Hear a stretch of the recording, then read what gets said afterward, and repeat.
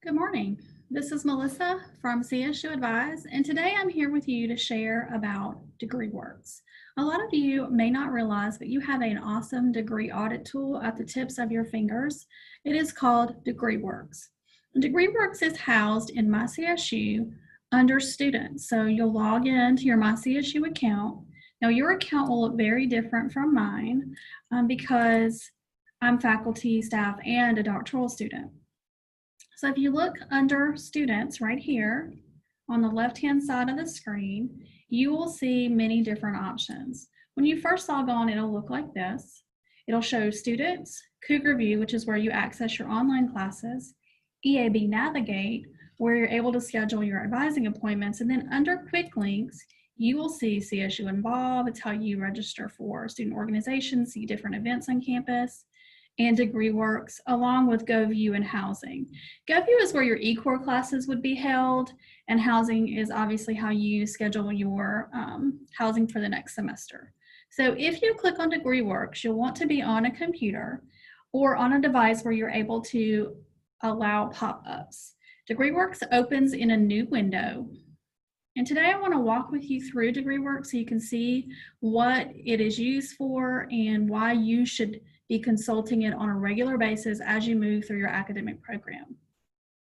Okay, so here we have a test student. This student is enrolled in biology as a freshman. So this is a sort of tentative schedule that we have for him is also reflected in here. And I want to walk with you through the different pieces of DegreeWorks so that you know what you're looking for and how you should be reviewing this information.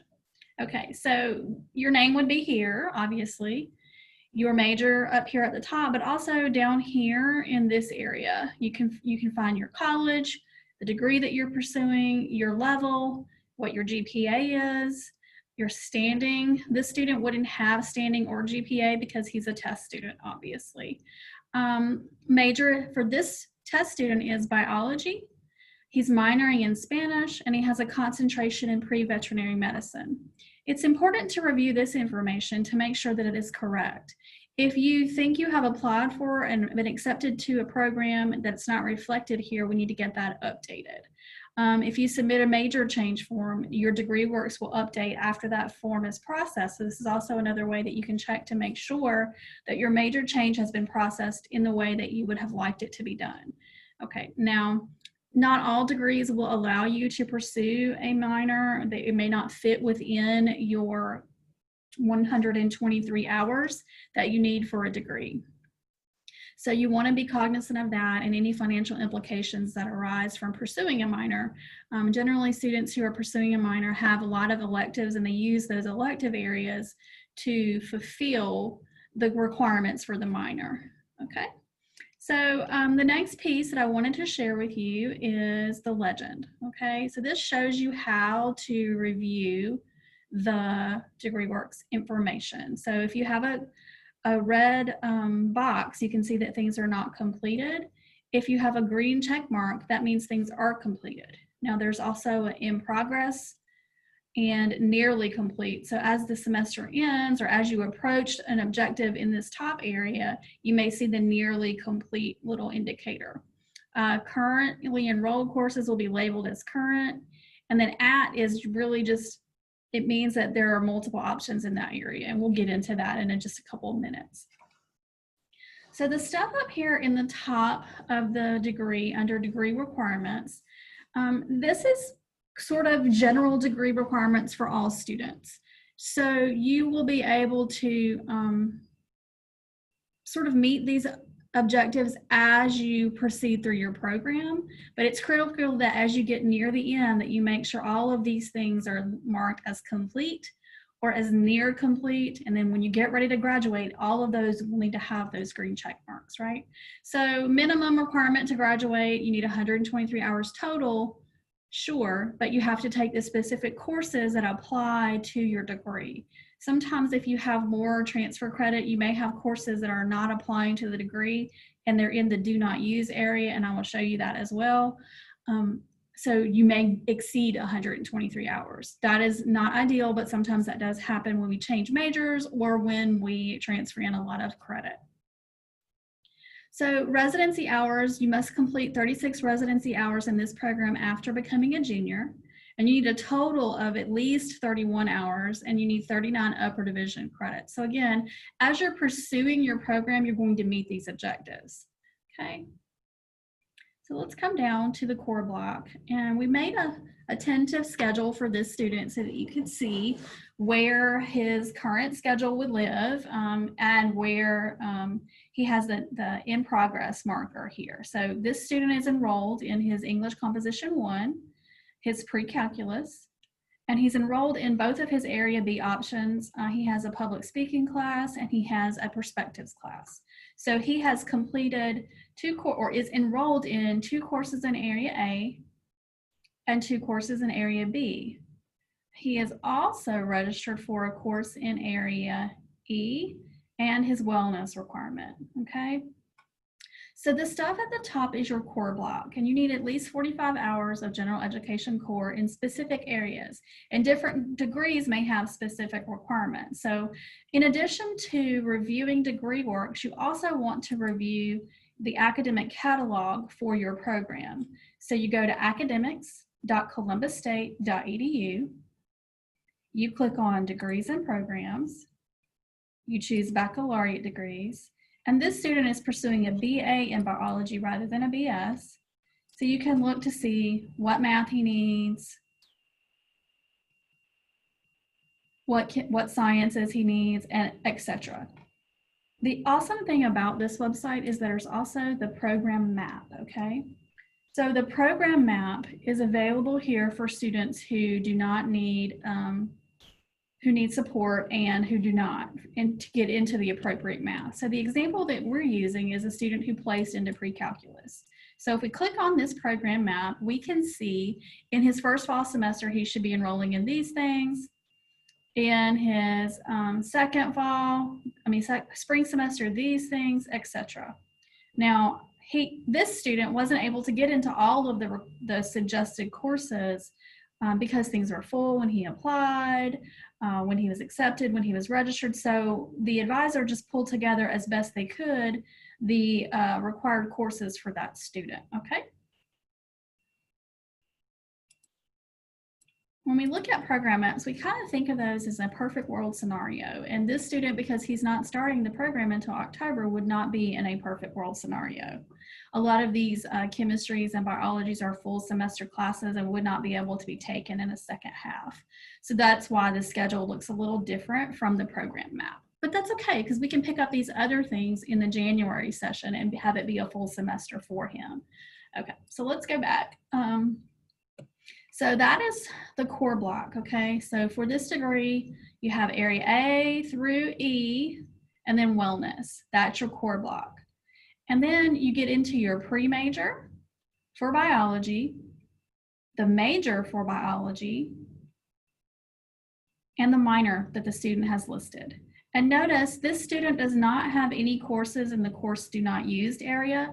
And this is going to be something you need to consult frequently. After you complete registration for each semester, you want to make sure that none of the courses that you are registered for appear in the courses do not used area.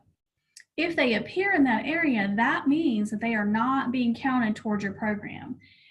And that means you're wasting your time and your money on a course that can't move you forward along your path. So be sure that when you register for classes, you're registering for things that you need in your program, whatever that program may be. And again, this student is minoring, and a minor is required in his program, so he's okay to minor in Spanish, and he'll have those courses count as part of his program. Okay, so let's scroll back up. Okay, so in Area F for BA biology majors, you can see the pre-major courses. So you can see that all the students will need to take General Biology 1. And if you click on General Biology 1, you can see open seats for spring semester, the CRN numbers. So this will help you when you're planning your schedule. You can take down this information and just register for those classes when the registration window opens. The same thing goes for organismic biology. So you need General Bio 1 for this degree, General Bio 2, Organismic, and then you have some guided electives. Guided electives means that typically there are some extra hours that the department wants you to pick up, and they'll let you know what those need to be when you meet with your advisor. And then Area G, so Area G is all students in a BA in biology will take this. Program electives, you'll choose appropriate electives from these areas that relate to your pre-veterinary, and you'll be able to choose from all of these options. Obviously, these 5,000 level, 4,000 level classes have prerequisites, so you'll need to make sure that you pay attention to that. You'll need to take your Area I electives, and they're very specific in some regard, particularly as it relates to the minor. They want to make sure that you're getting the prerequisites to the minor in this Area I place. So you can see that there is some room here for the some free electives in this program. So even better. That means you can kind of explore the field. If you'll notice, the 1 credit hour from pre-cal that's extra is being applied down here in that elective area. So this student's DegreeWorks looks pretty good. He is registered for appropriate classes. Everything is applying, and he is moving forward along his path. And down here at the bottom, you can see like how many hours he's registered for. So he's registered for 18 semester hours for this fall semester. It's not something that we would do for students in an October term, but for an example, we're trying to show that to you. We want to make sure that you're registered for at least 15 hours every time you enroll, so that you proceed through your program and graduate within that 4-year time frame. Okay. Now let's say this student is in his BA in biology and he's been talking to classmates and he finds out that, you know, I might want to instead pursue the BS in biology. How will he know what courses will apply? What is going to be part of that requirement? So see this over here called What If?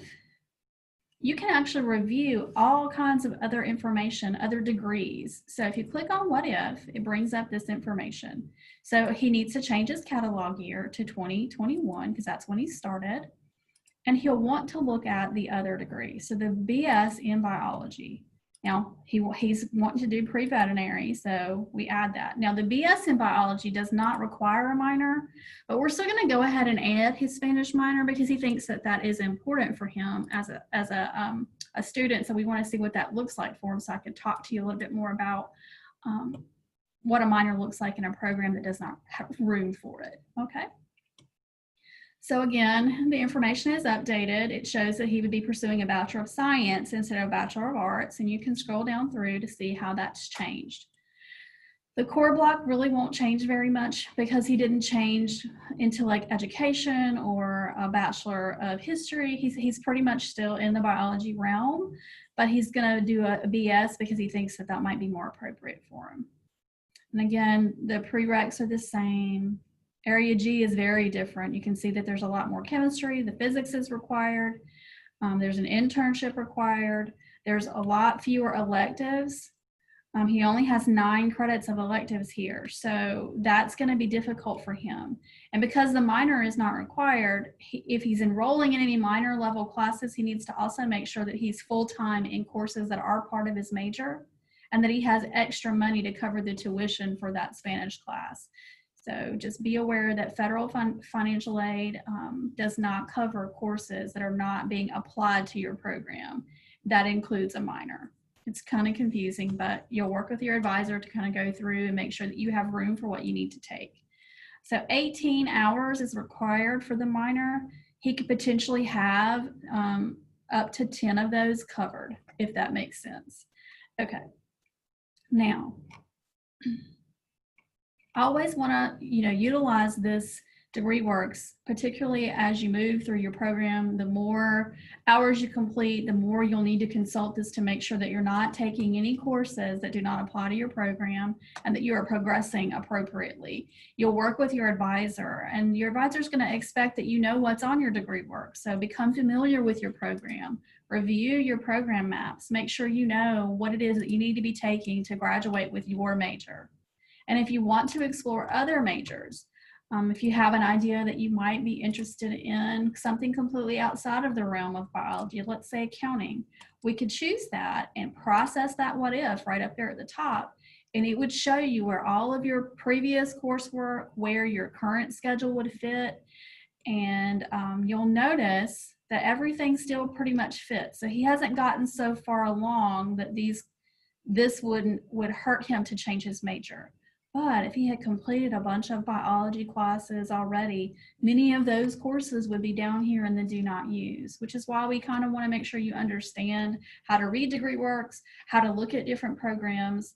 And as always, if you have questions about DegreeWorks, please contact your advisor. They want to be able to help you navigate all of these different systems and tools that we have available for you. So that's what I wanted to share with you today. So the main takeaways are how to read DegreeWorks, where to find DegreeWorks, and then also being cognizant of the fact that there is a program map available for your degree. You may not be pursuing biology, you may be pursuing something else entirely. There's still a program map for every program that we offer. Have a wonderful day, and if you have questions, again, please contact your advisor via your CSU email or set up an appointment to meet with them. Have a wonderful day.